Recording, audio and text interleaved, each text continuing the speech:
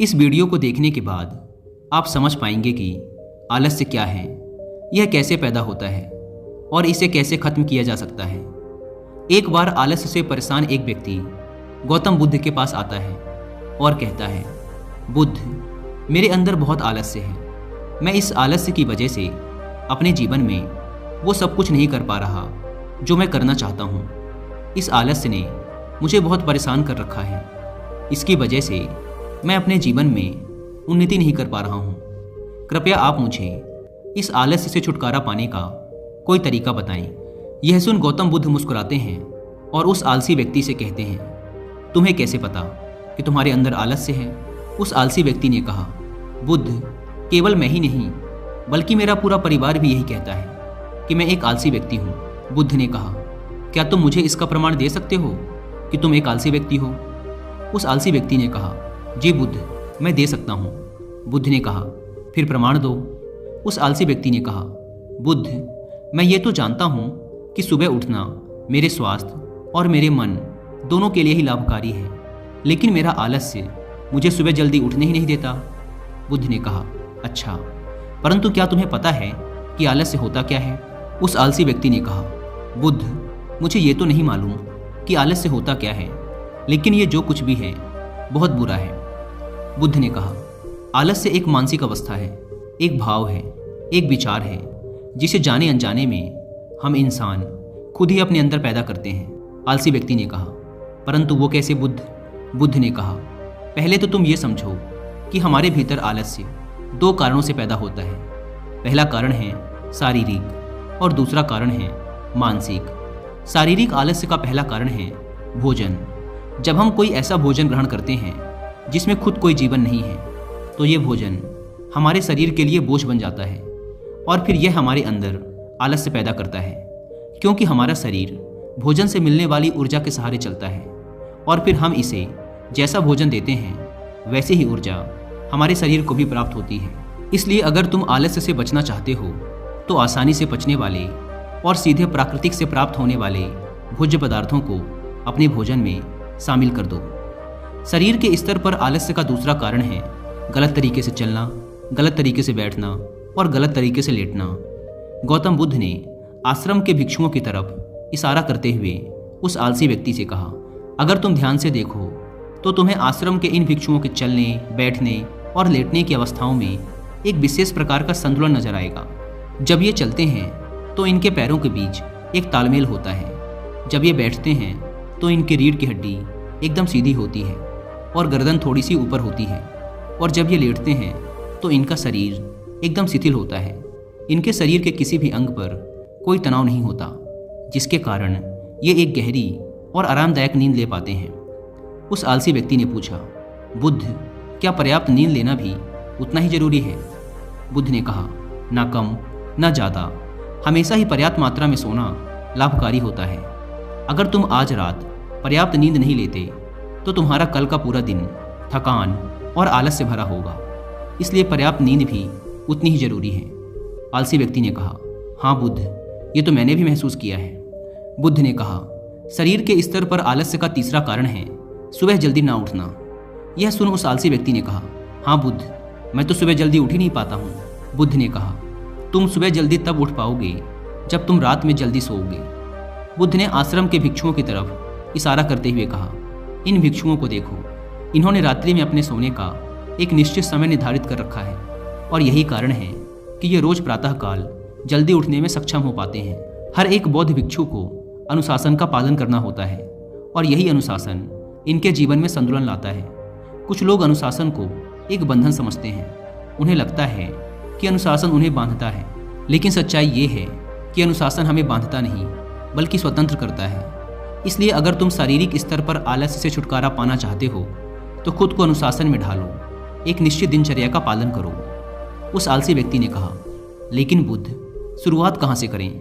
सही तरह का भोजन करने से, सही तरह से बैठने, लेटने और चलने से, या फिर सुबह जल्दी उठने से? बुद्ध ने कहा, शुरुआत अभी से करो। जो भी तुम इस समय कर रहे हो उसे पूरे ध्यान से करो। पहले तुम मन के स्तर पर आलस्य को समझो, लेकिन उससे पहले दोस्तों, अगर आप भी काम को टालने की आदत से परेशान हैं या फिर आलस्य की वजह से आप लाइफ में वो अचीव नहीं कर पा रहे जो आप पाना चाहते हैं, तो कुछ ऐसी बुक्स मैं आपके साथ रिकमेंड करूंगा जो आपकी हेल्प करेंगी आपके पॉजिटिव माइंडसेट को डेवलप करने में, जिससे आप आज के काम को आज ही करें, कल पर ना टालें। तो जो पहली बुक है उसका नाम है ईट दैट फ्रॉग, यानी सबसे मुश्किल काम सबसे पहले। ब्रायन ट्रेसी द्वारा लिखी यह बुक आपको सिखाएगी कि अगर आप अपने दिन का सबसे मुश्किल काम सबसे पहले कर लेते हैं तो आपका बाकी का दिन बहुत अच्छे से गुजरता है।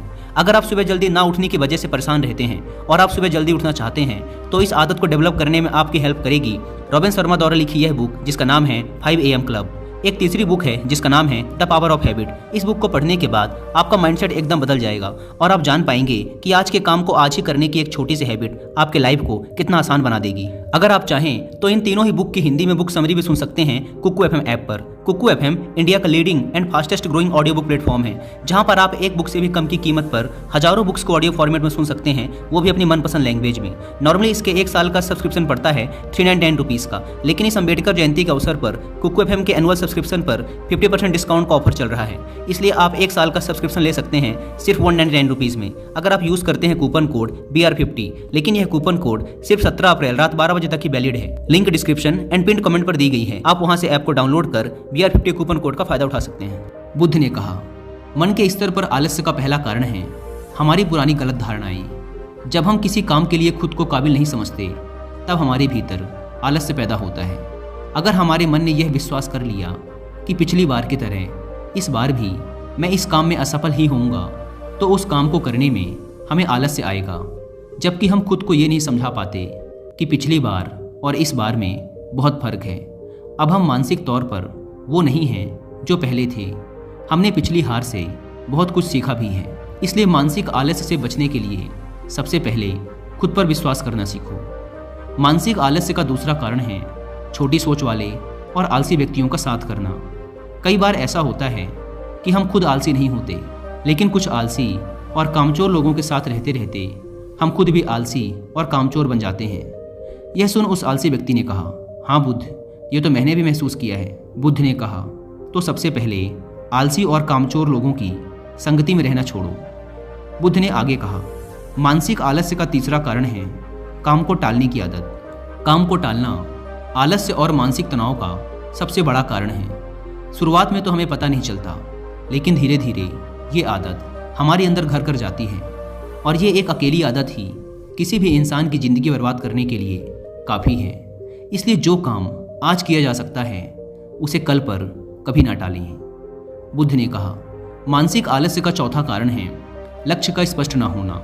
मान लो तुम किसी बड़े से रेगिस्तान में फंस चुके हो और तुम्हें जोरों की प्यास लगी है, तब तुम क्या करोगे? उस आलसी व्यक्ति ने कहा, मैं पानी की तलाश करूंगा।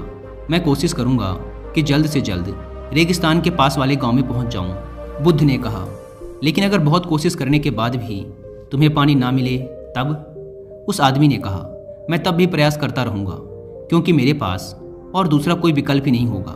गौतम बुद्ध ने मुस्कुराते हुए कहा, इंसान को आलस्य तभी घेरता है जब उसके पास कोई स्पष्ट लक्ष्य ना हो या फिर उसके समक्ष बहुत से विकल्प उपलब्ध हों। इसलिए लक्ष्य का निश्चित होना परम आवश्यक है।